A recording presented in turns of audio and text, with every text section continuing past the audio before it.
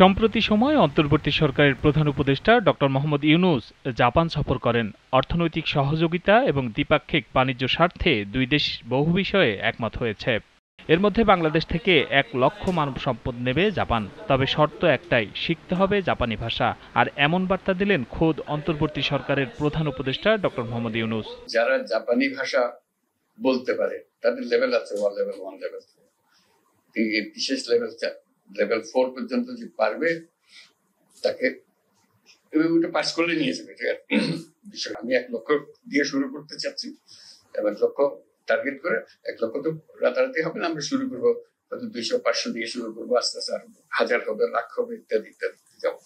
এইটাও আরেকটা সুযোগ, শুধু একটা ভাষা শেখা, এবং তারা সেটা শেখাবার জন্য যা যা আয়োজন লাগে সেটা করে দিতে পারবে। অন্তর্বর্তী সরকারের এমন প্রত্যাশিত বার্তায় অনেক শিক্ষিত বেকার তরুণ তরুণী এখন ছুটছেন জাপানি ভাষা শেখানো কোচিং সেন্টারগুলোতে।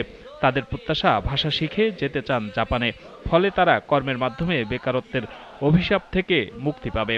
আমাদের দেশে বর্তমানে বেকারত্বের হার বেশি, যার কারণে আমরা জাপানের ভিসা রেশিওটা অনেক ভালো, এবং জাপানিজ ভাষাটা শিখলে পরেও মানসম্মত, মানে আমরা জাপানে যদি যাইতে পারি মানসম্মত কাজের স্ট্যান্ডার্ড শিখতে পারবো, যেটা পরবর্তীতে আমাদের দেশে এসে কাজে লাগবে। জাপানিজ শিক্ষাটা আসলে উন্নত অনেক শিক্ষা, এবং ওইখানের বাংলাদেশে যে বেকারত্বের হার বেশি, এবং আমাদের বাংলাদেশের অনেকেই জাপানে যাচ্ছে, ওইখানের পড়াশোনার মানসম্মত মান আর কি অনেক ভালো। জাপান হচ্ছে আমাদের বাংলাদেশের ছাড়া 50 বছর এগিয়ে আছে।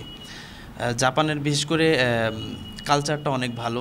আর ভাষা শিক্ষকরা বলছেন দিন যতই যাচ্ছে ততই জাপানি ভাষা শিক্ষার প্রতি আগ্রহ বাড়ছে তরুণ তরুণীদের। শিক্ষিত বেকার সমাজকে বলবো, এদিক সেদিক না ঘুরে বা ডিপ্রেশনে না গিয়ে, অযথা চিন্তা না করে আপনারা জাপানিজ ভাষা শিখতে পারেন।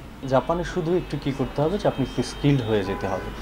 সেক্ষেত্রে আপনার দেখা যায় যে ল্যাঙ্গুয়েজটা যদি একটু ফ্লুয়েন্সি ভালো থাকে বা ভালো করে জাপানিজ ভাষাটা যদি আয়ত্ত করে যায়, তার জন্য আসলে ক্যারিয়ারটা খুব সহজ।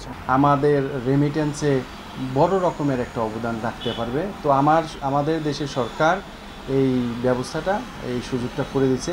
সেক্ষেত্রে সারা বাংলাদেশের সকল ছাত্রছাত্রীদের বা শিক্ষার্থীদের আমরা অন্তত অনুরোধ করব যে জাপানি ভাষায় দক্ষতা অর্জন করে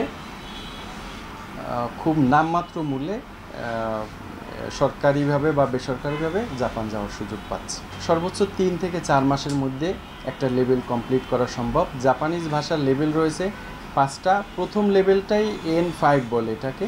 এটা 3 থেকে 4 মাসের মধ্যেই অন্তত আয়ত্ত করা সম্ভব।